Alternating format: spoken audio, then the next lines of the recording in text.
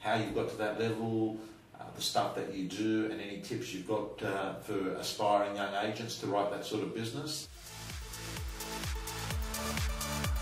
Hi everyone, I've got with me Matthew Scafidi from Noel Jones. Hi Matthew. G'day Tom. How you going? Very well. So you're the #1 writer for business for Noel Jones? Was last financial year? Yes, Yeah. yes. Okay, writing around 700 a year? Correct, yeah. Okay, Yeah. So we're just going to spend about 5 or 10 minutes having a brief conversation about how you've got to that level, the stuff that you do, and any tips you've got for aspiring young agents to write that sort of business. Sure. How long have you been in real estate? Coming up 6 years.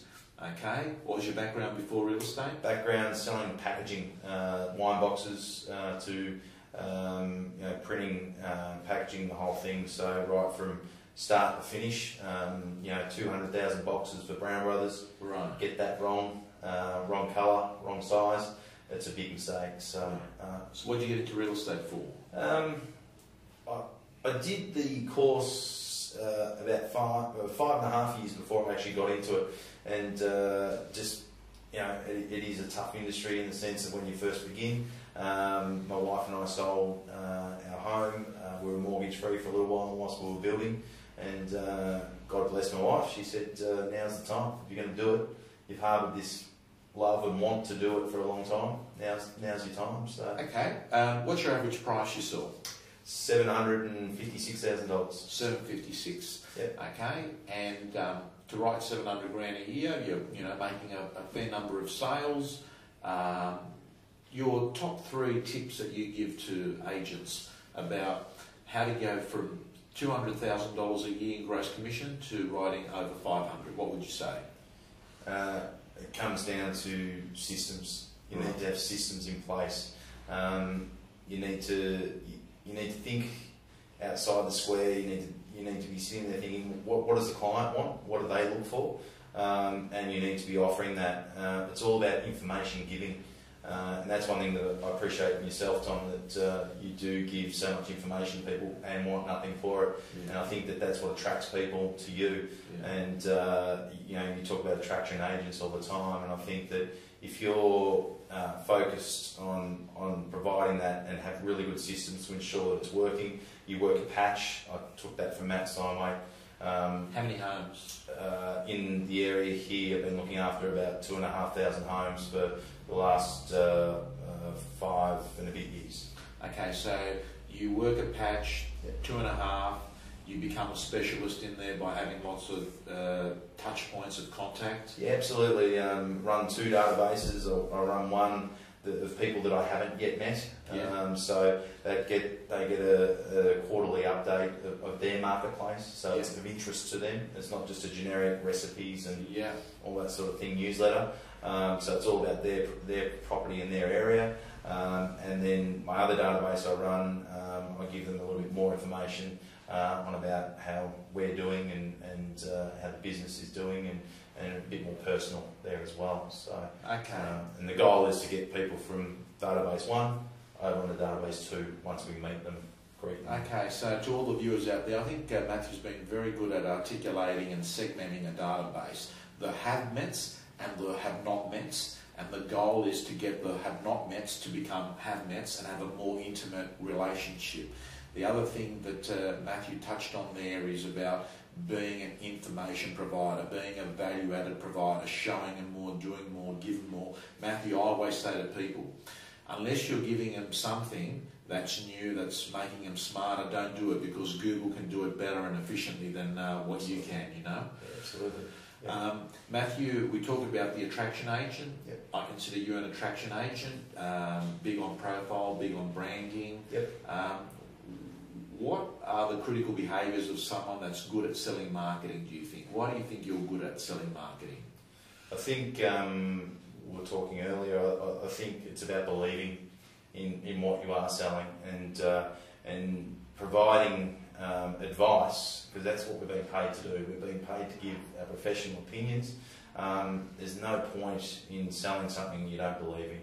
If you've got a 10 by 12 board on a 2-bedroom unit in a back street somewhere, well, you can't believe in that.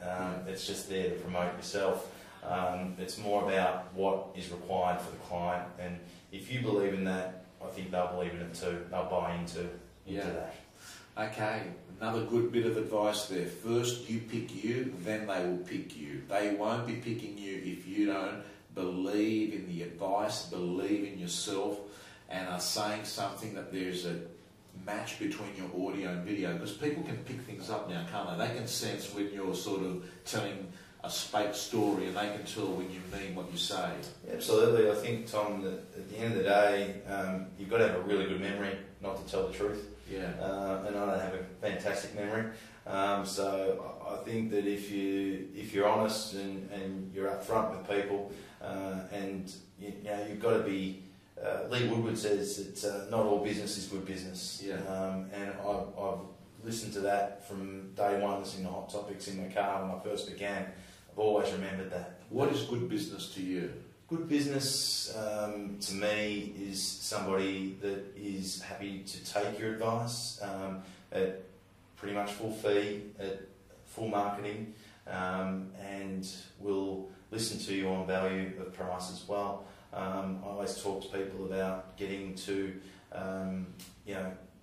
a result that they're going to be comfortable with. There's generally an ecstatic price, a happy price, and an okay price.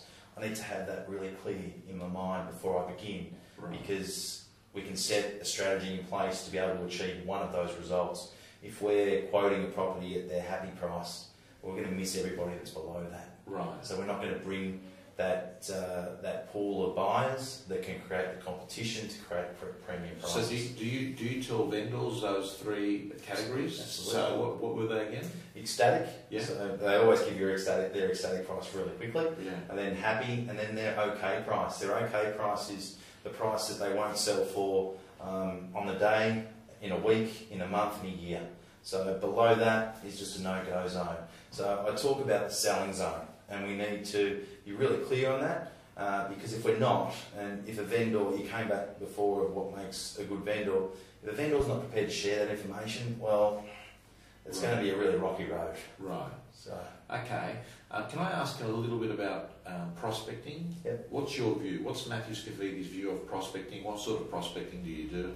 Yeah, absolutely. I believe a lot of people don't, but I do believe that letters work. I think that in today's fast-paced society, I saw a cartoon recently on Facebook that showed 10 years ago when you got an email, it was, hey, well done. And now when you get an email, it's like, and then if you get a letter, it's like, great, I've got a letter. Yeah. And I think that it's getting back to that, and it's information giving with those letters as well. It's not the big, obligation-free appraisal, all that type of thing.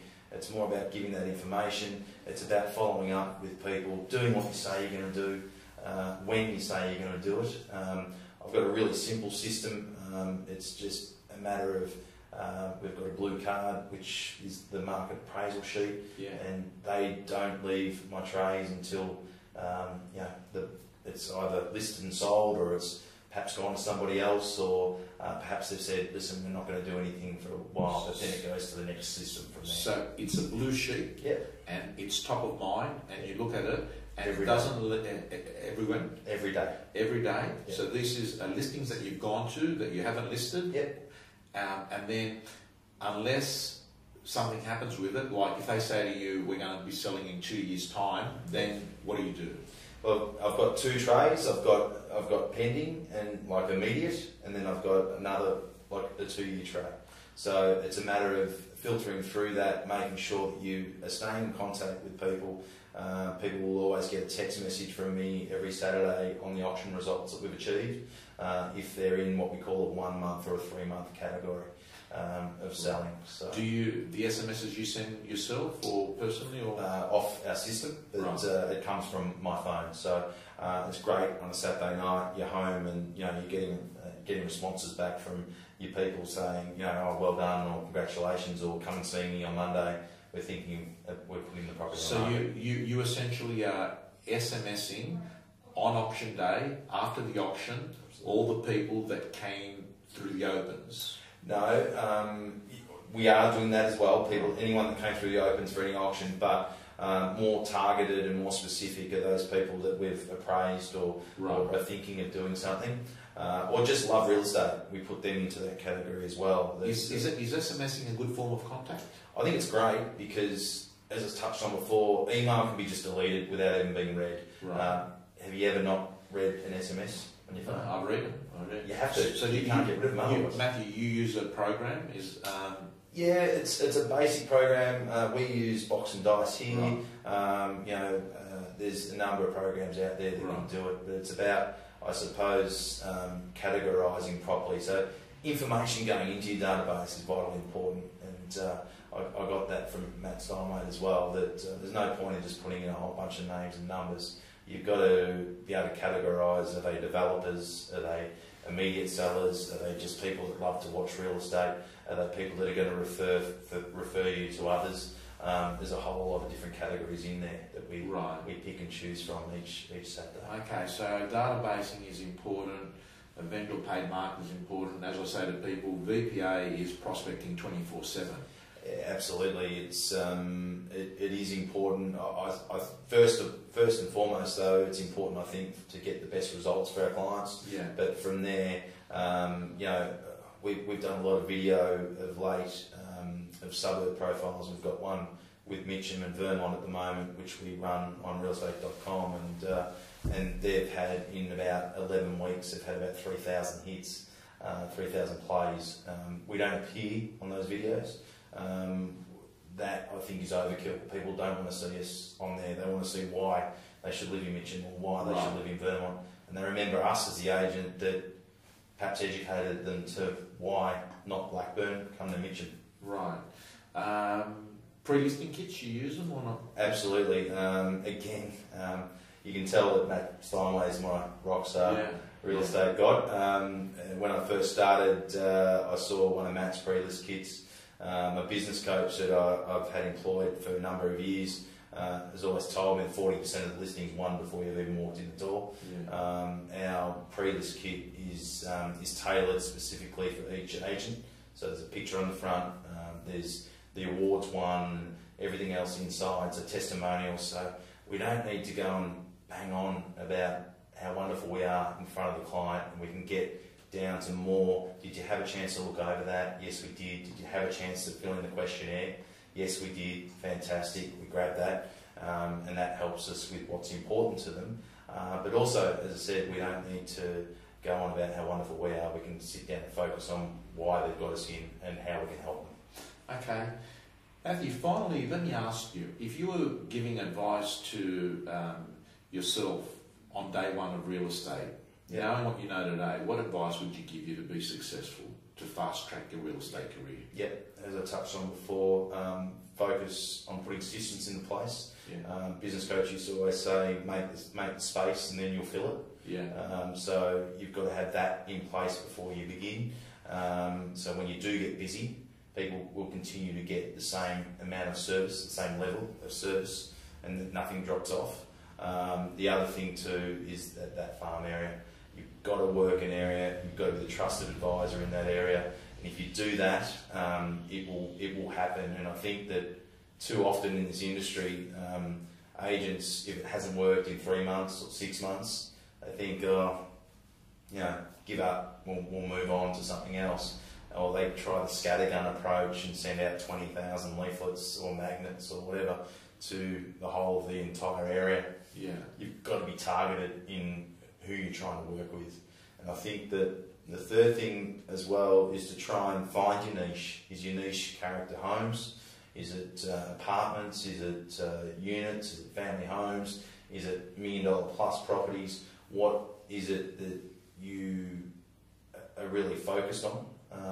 And I think if you do that, you'll be very clear on what you're hoping to achieve, because it's a fantastic industry. I've been in it nearly 6 years, but I don't think I've worked a day in that 6 years because I love what I do. So beautiful. Yeah. Matthew Scafidi, Noel Jones, thank you so much. Thank you very much. Thanks a lot.